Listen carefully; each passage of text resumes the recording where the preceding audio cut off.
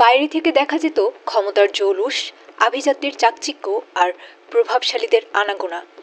পর্দার আড়ালে সেই প্রাসাদই ছিল যেন এক জীবন্ত নরক, যেখানে শিল্পের পৃষ্ঠপোষকতার নামে চলত শৈশব চুরির মহোৎসব। বছরের পর বছর ধরে সেই অন্ধকার কুঠুরির যে রহস্য ধামাচাপা দেওয়া হয়েছিল, অবশেষে সেই আগ্নেয়গিরির জ্বালামুখ খুলে দিয়েছে মার্কিন বিচার বিভাগ। অ্যাপস্টেইন ফাইলস, এই এক নথিতেই যেন থমকে গেছে বিশ্ববিবেকের স্পন্দন। মার্কিন সংবাদ মাধ্যম এবিসি নিউজের তথ্য মতে, প্রকাশিত ৩৫ লাখ পৃষ্ঠার নথিপত্র, লাখো ছবি আর হাজারো ভিডিও ফুটেজে উন্মোচিত হয়েছে কুখ্যাত জেফ্রি অ্যাপস্টেইন ও তার সহযোগী গিলেন ম্যাক্সওয়েলের সুপরিকল্পিত অপরাধের নীল নকশা। ১৯৯৪ সালে মিশিগানের একটি আর্টস ক্যাম্প থেকে যে জঘন্য চক্রের শুরু, তার বিষবাষ্প ছড়িয়েছিল বিশ্বজুড়ে।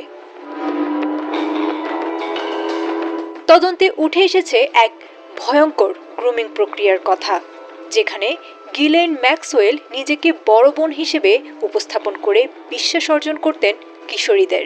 এরপর তাদের ঠেলে দেওয়া হতো যৌন নির্যাতনের অতল গহ্বরে। অ্যাপস্টেইনের বিকৃত মানসিকতা এতটাই তীব্র ছিল, ২৩ বছর বয়সী তরুণীদের তিনি বাতিলের খাতায় ফেলতেন বুড়ো আখ্যা দিয়ে। তার মূল মন্ত্র ছিল যত ছোট তত ভালো। তদন্ত সংশ্লিষ্টরা বলেছেন, এই চক্রটি কেবল যৌন নিপীড়নেই ক্ষান্ত ছিল না, বরং ভুক্তভোগীদের দিয়েই গড়ে তুলেছিল নতুন শিকার সংগ্রহের একটি কমিশন ভিত্তিক নেটওয়ার্ক। একজনের বদলে অন্যজনকে নিয়ে এলে মিলত $২০০ পুরস্কার। ২০১৯ সালে কারাগারে অ্যাপস্টেইনের রহস্যজনক মৃত্যু এবং ২০২১ সালে গিলেনের দণ্ডাদেশের পর এই বিশাল তথ্য ভাণ্ডার প্রকাশ কাঁপন ধরিয়ে দিয়েছিল প্রভাবশালী মহলে।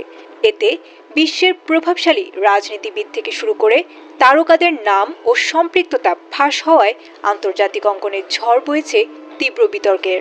আর সেই সব ভুক্তভোগীদের নীরব কান্না আর ট্রমার চিহ্নই যেন সাক্ষী দিয়েছে, ক্ষমতার দাপটে সত্যকে হয়তো সাময়িক চাপা দেওয়া যায়, কিন্তু শেষ পর্যন্ত তা বেরিয়ে আসে আগুনের মতোই।